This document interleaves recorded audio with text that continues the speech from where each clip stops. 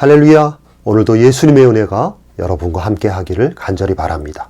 오늘 말씀은 요한복음 4장 43절에서 45절입니다. 이틀이 지남에 예수께서 거기를 떠나 갈릴리로 가시며 친히 증언하시기를 선지자가 고향에서는 높임을 받지 못한다 하시고 갈릴리에 이르심에 갈릴리인들이 그를 영접하니 이는 자기들도 명절에 갔다가 예수께서 명절 중 예루살렘에서 하신 모든 일을 보았음이더라. 오늘 말씀은 예수님께서 사마리아 지역에서 이틀 동안 사역을 하시고 원래 목적지인 예수님의 고향 갈릴리로 가시면서 하신 말씀입니다. 예수님은 예루살렘에서 종교 지도자들과 불필요한 마찰을 피하기 위해서 잠시 예수님의 고향인 갈릴리로 향하셨습니다. 이제 갈릴리가 가까이 오자 예수님은 44절에서 선지자가 고향에서는 높임을 받지 못한다 라는 말씀을 하십니다. 선지자란 하나님의 말씀을 대언하고 하나님의 뜻을 전달하는 특별한 하나님의 종입니다. 그래서 겉으로 보기에는 우리와 똑같은 사람이지만 사실은 그 선지자에게는 하나님의 권위가 입혀져 있는 것입니다. 그 권위는 이 세상의 어떤 권위보다도 높고 왕의 권위나 권력이나 재물의 권위보다도 비교할 수 없는 하나님이 직접 주신 신적 권위입니다. 그렇기 때문에 구약시대의 선지자는 왕도 좌지우지할 수 있는 영적 권위와 말의 권세가 있었습니다. 그러므로 백성들은 자연스럽게 하나님의 선지자 앞에 머리를 숙이고 하나님의 종으로 대우하며 그를 높였습니다. 그런데 그런 권위가 있는 선지자라 할지라도 자기 고향에서는 그 권위가 별로 통하지 않고 높임을 받지 못한다는 것입니다. 왜냐하면 고향 사람들은 그 선지자의 어릴 때부터 철없고 미숙한 모든 모습들을 다 보아왔고 그 선지자의 인간적인 장단점을 매우 잘 알고 있기 때문에 그렇습니다. 그러니까 성인이 되어서는 선지자이지만 그 사람을 볼 때 자꾸 어릴 적 철없는 모습들이 오버랩되기 때문에 마음적으로 존경하거나 그를 높이고자 하는 마음이 잘 안 생기는 것입니다.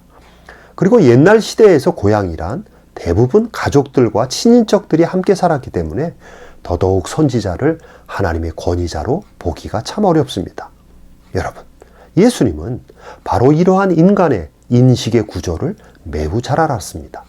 사람이 선입견을 가지면 제대로 사람을 평가하지 못하는 인간의 한계를 예수님은 잘 아신 것입니다. 그래서 아무리 권위가 있고 능력이 뛰어난 선지자라 할지라도 고향에서는 인정을 받지 못하고 높임을 받지 못한다고 말씀하신 것입니다. 여러분, 예수님은 하늘에서 내려온 선지자로서 지금 이 말씀을 하시는 것입니다. 그리고 실제로 예수님은 나사렛 갈릴리 고향에서 인정받지 못하셨습니다. 형제들과 친척들에게 인정받지 못했고 동네 사람들에게 인정받지 못하셨습니다.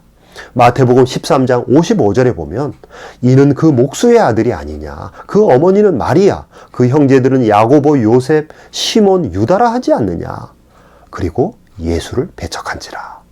심지어 누가복음 4장 29절에는 일어나 예수를 동네 밖으로 쫓아내며 그 동네가 건설된 산 낭떠러지까지 끌고 가서 밀쳐 떨어뜨리고자 하되.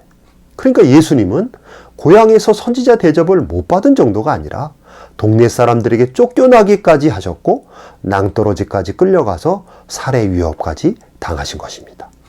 예수님은 고향에서 매우 심하게 배척당하시고 고통을 당하셨습니다. 여러분, 예수님은 이런 현실을 모르신 것이 아닙니다. 예수님은 이런 현실을 누구보다 잘 아셨지만 그럼에도 불구하고 예수님은 연약한 인간의 모습으로 오셔서 한 동네의 구성원으로 태어나셨습니다. 그리고 30년 동안 촌동네였던 갈릴리 나사렛 동네 사람들과 희로애락을 함께 나누며 사셨습니다. 30년 동안 연약한 한 인간으로 때로는 아들로 때로는 친구로 동네 사람으로 함께 사셨습니다. 그러다가 예수님이 30대가 되어서 공생애를 시작하실 때 예수님은 자신이 자라고 성장한 나사렛 동네에서 하나님의 선지자로 인정을 받지 못하고 심하게 배척을 당하는 수모를 겪으셔야 했습니다.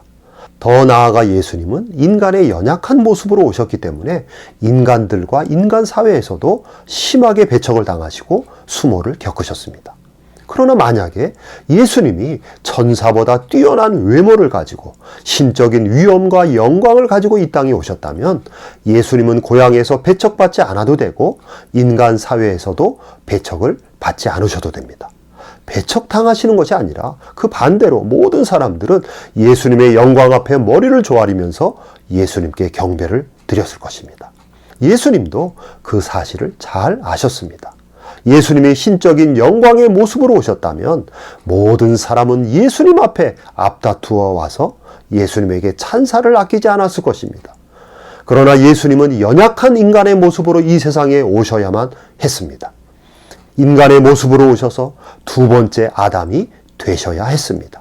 첫 번째 아담이 모든 은혜를 받았음에도 실패한 인류의 조상이 된 것처럼 예수님은 둘째 아담, 즉 첫 아담처럼 순전한 인간이 되셔서 인류의 대표로서 첫 아담이 실패한 것을 예수님은 다시금 인류의 대표로서 둘째 아담으로 한편으로는 모든 율법을 성취하며 또 한편으로는 인간의 죄를 위해 대신 희생물이 되셔야 했습니다. 이것이 바로 하나님 아버지께서 성자 하나님이신 예수님에게 요구하신 사명이었습니다. 예수님은 하나님 아버지의 영원한 작정과 뜻에 따라 하늘의 모든 신적 권위를 내려놓고 타락한 인간들을 위해 대신 희생 제물이 되기 위해서 둘째 아담으로 완전한 인간의 모습으로 이 땅에 내려오신 것입니다. 고향에서 심하게 배척당하실 줄 알면서도 예수님은 나사렛 촌동네에서 사신 것입니다.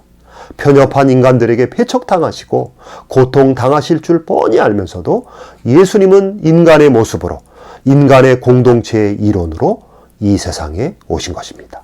순전히 구원해야 할 하나님의 백성들을 위해서 예수님께서 그러한 고난과 수모의 길을 자처해서 오신 것입니다. 여러분, 예수님의 이 사랑이 너무 큽니다. 예수님의 이러한 은혜가 너무 큽니다. 헤아릴 수 없을 만큼 예수님의 사랑과 은혜는 우주보다 넓고 하늘보다 높고 바다보다 깊습니다. 우리는 예수님께서 선지자가 고향에서는 높임을 받지 못한다 라고 말씀하시는 그 예수님을 통해서 하나님이신 예수님의 마음을 조금이라도 헤아려 봅니다. 예수님은 바로 여러분을 하늘만큼 땅만큼 사랑하셔서 그런 사명의 자리로 오신 것입니다. 그 사랑이 오늘도 여러분과 함께 하시는 줄로 믿습니다. 오늘도 예수님의 그 사랑을 기억하시고 감사와 감격의 마음으로 하루를 살아가는 여러분이 되기를 간절히 바랍니다. 아멘.